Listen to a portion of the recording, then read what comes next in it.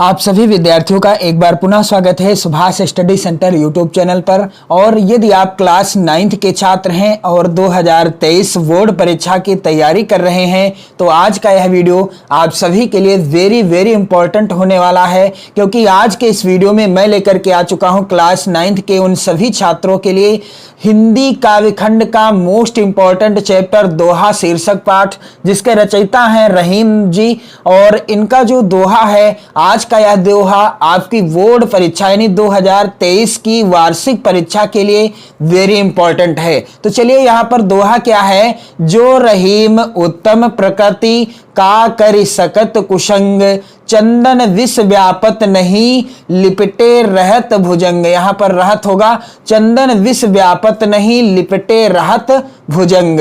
तो जो रहीम उत्तम प्रकृति का करि सकत कुशंग, चंदन विष व्यापत नहीं लिपटे रहत भुजंग।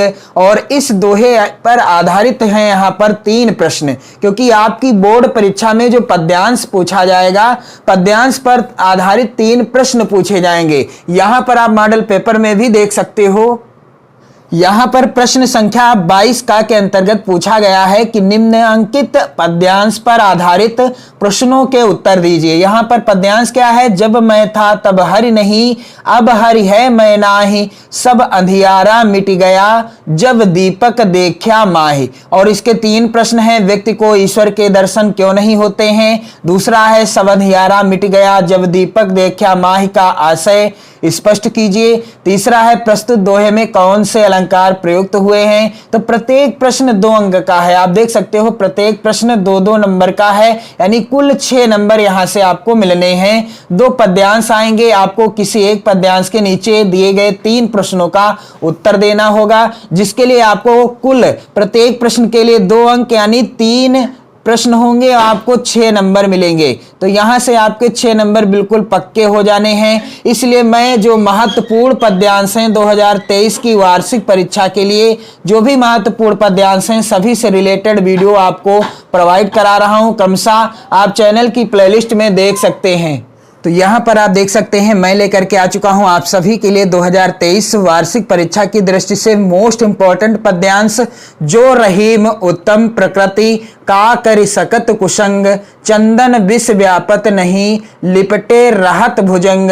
और इस पद्यांश का पहला प्रश्न क्या है कि प्रस्तुत दोहे के रचनाकार का नाम लिखिए। यहाँ पर होगा नाम लिखिए या पूछा जाएगा नाम बताइए। तो यहाँ पर ध्यान दीजिएगा, यह प्रश्न है 2 अंक का। दूसरा प्रश्न है उत्तम प्रकृति वालों पर कुसंगति का क्या प्रभाव पड़ता है। और तीसरा प्रश्न है चंदन के वृक्ष पर विषैले सर्प लिपटे रहने पर क्या होता है। तो आप ध्यान दीजिएगा कि जो इस तरीके के प्रश्न आएंगे आपकी वार्षिक परीक्षा में, जब तक आपको इस दोहे का यानी पद्यांश का अर्थ नहीं पता होगा, आपको जब तक इस पद्यांश की व्याख्या नहीं पता होगी, तब तक आप इस तरह के प्रश्न का आंसर कैसे दे पाएंगे। तो आपसे एक आग्रह है कि आप चैनल की प्लेलिस्ट चेक करें। जी हां, आप चैनल की प्लेलिस्ट में जाएं, वहां पर जितने भी महत्वपूर्ण पद्यांश हैं, कबीरदास जी की जितनी भी साखियां हैं, मीराबाई जी की जितनी भी पदावलियां हैं, और जितने भी महत्वपूर्ण पद्यांश हैं आपकी बोर्ड परीक्षा 2023 के लिए, सभी से रिलेटेड मैंने वीडियो प्रोवाइड करा दी है। सभी पद्यांशों की मैंने अलग अलग संदर्भ, व्याख्या एवं काव्यगत सौंदर्य से रिलेटेड वीडियो प्रोवाइड करा रखी है। आप वहां से उन वीडियोज को देखकर आसानी से व्याख्या तैयार कर सकते हैं, क्योंकि व्याख्या आपको रटना नहीं है, व्याख्या रटा नहीं जाता है, व्याख्या आपको समझ में अच्छे से आ जाएगी। तो चलिए मैं आपको पहले इस दोहे की सरल व्याख्या बता दूं कि जो रहीम उत्तम प्रकृति का करि सकत कुशंग। कविवर रहीम दास जी कहते हैं कि जो उत्तम स्वभाव और दृढ़ चरित्र वाले व्यक्ति होते हैं, बुरी संगत में रहने पर भी उनके चरित्र में विकार उत्पन्न नहीं होता। जो रहीम उत्तम प्रकृति का करि सकत कुशंग। रहीम दास जी क्या कहते हैं कि जो उत्तम स्वभाव और दृढ़ चरित्र वाले व्यक्ति होते हैं, वह बुरी संगत में रहने पर भी उनके चरित्र में विकार उत्पन्न नहीं होता है, यानी वह जब बुरी संगत में रहना भी स्टार्ट कर देते हैं फिर भी उनके चरित्र पर किसी भी प्रकार का बुरी संगत का असर नहीं पड़ता है। जो रहीम उत्तम प्रकृति का करि सकत कुसंग, चंदन विष व्यापत नहीं लिपटे रहत भुजंग।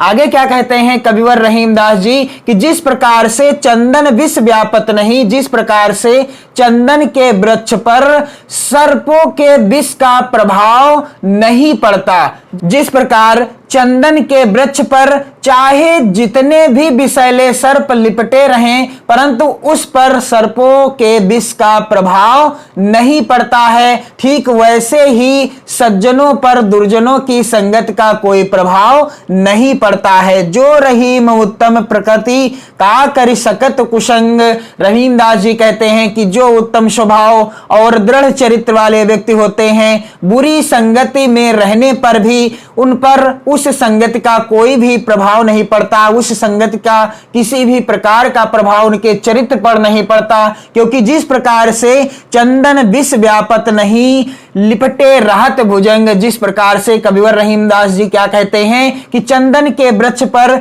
चाहे जितने विषैले सर्प लिपटे रहें परंतु उस पर सर्पों के विष का प्रभाव कभी नहीं पड़ता है, ठीक वैसे ही सज्जनों पर दुर्जनों की संगत का प्रभाव नहीं पड़ता है। तो बिल्कुल आसान सी व्याख्या है। अब आप इस पद्यांश के जो प्रश्न दिए गए हैं इनका आप आसानी से आंसर दे पाएंगे। पहला प्रश्न कह रहा है क्या कि प्रस्तुत दोहे के रचनाकार का नाम लिखिए। तो मैं आपको पढ़ा रहा हूं रहीमदास जी के जो भी दोहे हैं जो आपकी वार्षिक परीक्षा 2023 के लिए वेरी वेरी इंपॉर्टेंट हैं। तो उत्तर इसका क्या हो जाएगा कि प्रस्तुत दोहे के रचनाकार कौन हैं? रहीम जी हैं। प्रस्तुत दोहे के रचनाकार रहीम जी हैं। और दूसरा प्रश्न क्या है इस पद्यांश का कि उत्तम प्रकृति वालों पर कुसंगति का क्या प्रभाव पड़ता है। उत्तम प्रकृति वाले जो उत्तम प्रकृति वाले व्यक्ति होते हैं, सज्जन पुरुष होते हैं, उन पर कुसंगति का क्या प्रभाव पड़ता है। तो इसका मैंने आपको आंसर अभी अभी बताया है